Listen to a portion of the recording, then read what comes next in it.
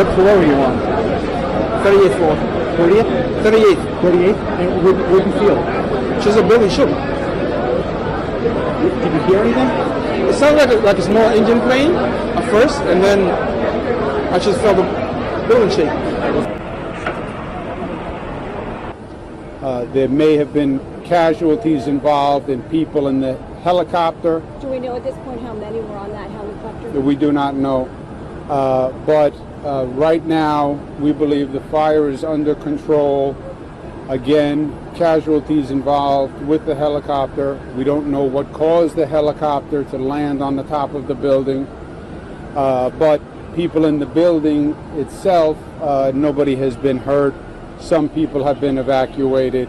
This is all very preliminary, and the fire department is just in the midst of responding right now as we speak. Governor, I wonder what goes through your mind when you hear some kind of a aircraft into a building.